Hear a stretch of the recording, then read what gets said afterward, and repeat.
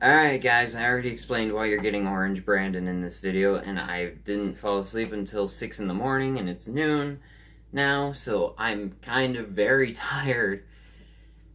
But Iron Man 2 is again directed by Jon Favreau, who did the first one. This movie came out in 2010, and it's set a few months after the first Iron Man, I believe. And, it's it all takes place in the same week as the Incredible Hulk and Thor. So that's a fun little tidbit for you MCU timeline people who are confused by Spider-Man Homecoming. The timeline makes sense, you just gotta make it make sense. By making most of Phase 1 take place in the year 2008, and then the first Captain America, like the present day bits, and then the Avengers in 2009.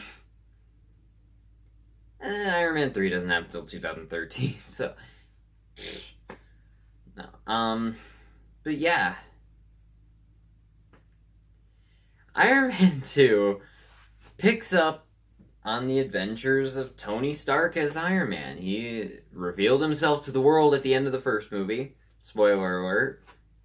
So now he's just dealing with the ramifications of being already a big celebrity, but now he's also publicly outed himself as a superhero. Everyone knows he's Iron Man, and he's still Tony Stark. And throw on the fact that he is dying because he's being poisoned by this metal that's in the arc reactor that's keeping the shrapnel from the bomb explosion from the first movie from going into his heart. And then also the government wants to take the Iron Man technology away from him.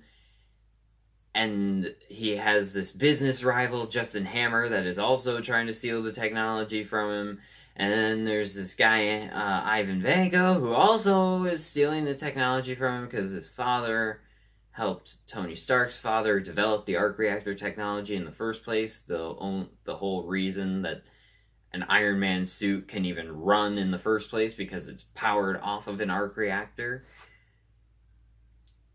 There's a lot going on in this movie.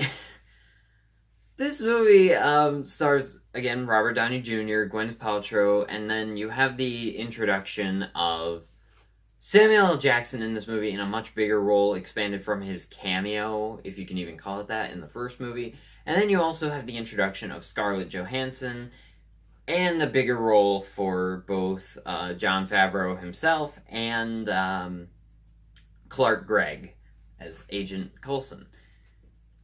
I'm going to talk about the characters first. Tony Stark, Robert Downey Jr., is one of the most likable guys on the face of the frickin' planet.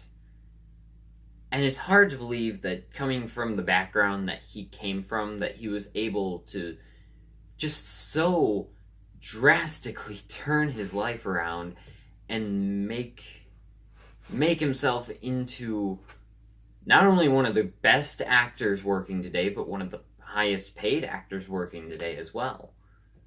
And if you guys don't know Robert Downey Jr.'s whole background, I'm not gonna talk about it too much, because with a lot of people, I'm not one to really judge them by their past. I just find it actually inspiring that he was able to get away from his troubled past and make something incredible out of himself. It really is, in a way, because in the first Iron Man movie, he talks about Tony Stark, the character, talks about how he is the best physical representation of a phoenix metaphor. And that's really Robert Downey Jr. also.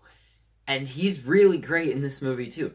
Gwyneth Paltrow, again, I'm not a huge fan of her character. I'm just not a huge fan of her character, and I don't really like her character that much in this movie, because all she really does is just get mad at Tony. That's it. That's your character. And then you have Samuel L. Jackson.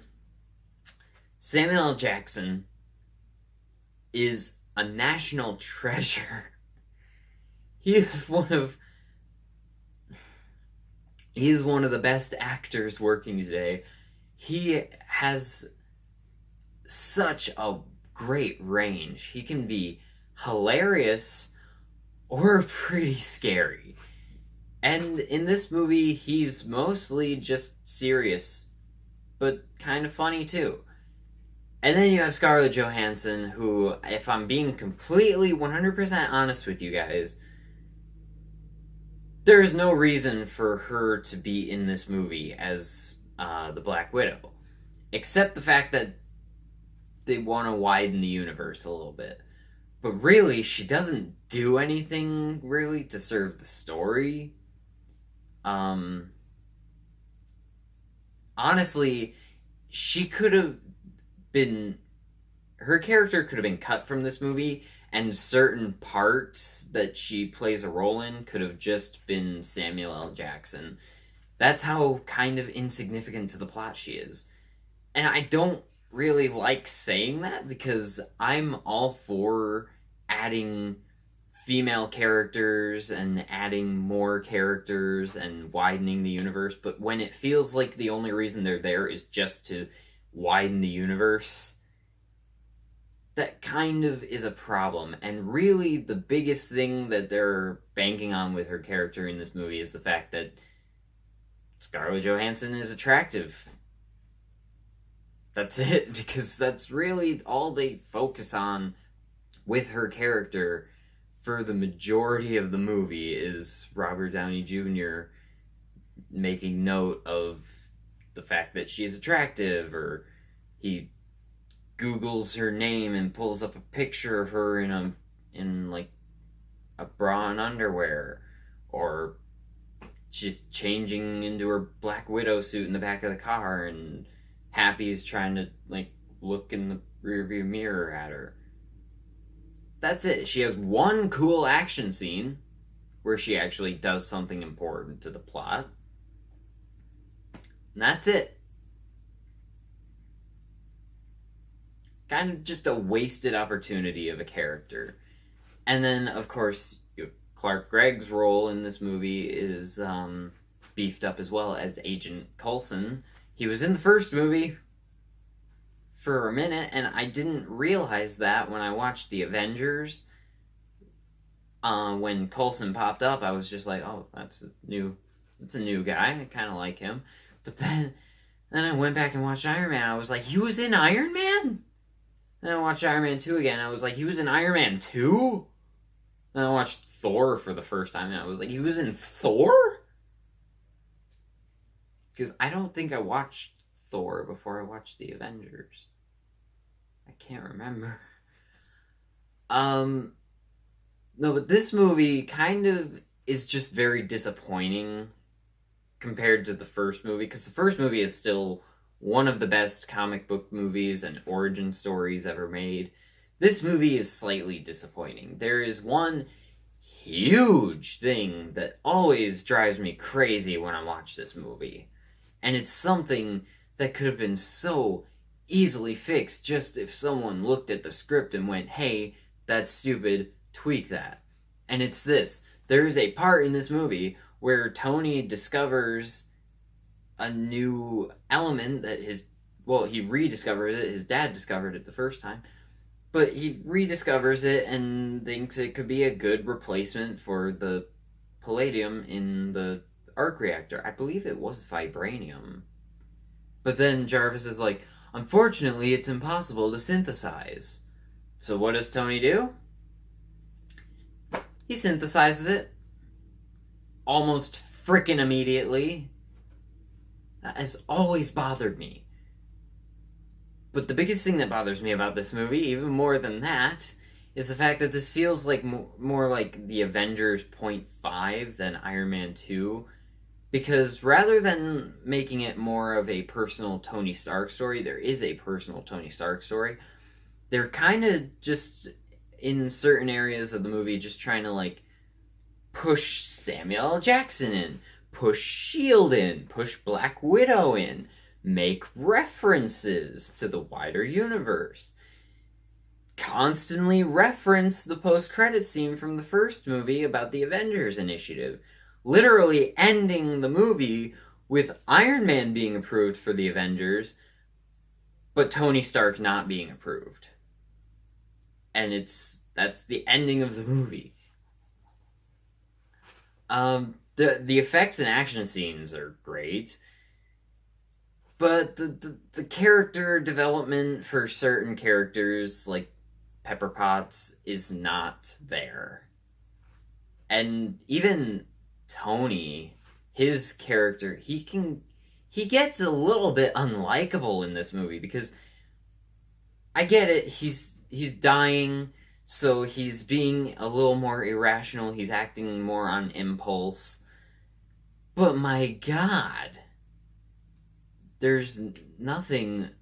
I mean, the birthday party scene and then the fight with Rhodey afterwards is so. It just made me almost kind of not like the character. And on the topic of Rhodey, let's talk about one of the biggest things I wanted to talk about with this movie: the recasting of Terrence Howard. So Terrence Howard played Colonel James Rhodes, War Machine, future War Machine, in the first movie, and then he was recast as with Don Cheadle in this one. I think Don Cheadle is better, way better, and he has stuck with the character throughout the rest of the movies, and I'm happy with that, because I don't think Terrence Howard would have been a good War Machine. I honestly don't. So I'm really glad. There's quite a few recastings in the MCU that I'm happy happened. One of them is Don Cheadle as Rhodey, and the other one is Mark Ruffalo as the Hulk. I think those are some of the best. And then another thing I wanted to talk about is that this movie has one great villain. You have Sam Rockwell as Justin Hammer, who is the corporate competitor with Stark Industries. He is amazing. Sam Rockwell is one of the most hilarious, charismatic, but also douchey character actors, I think, on the planet. And I love when he pops up in movies that I completely forgot he was in. Like Hitchhiker's Guide to the Galaxy, Galaxy Quest, Iron Man 2. And he's great as Justin Hammer. And then we have one mad villain with Mickey Rourke as Whiplash. I gotta admit, I was really hyped to see Whiplash as the villain.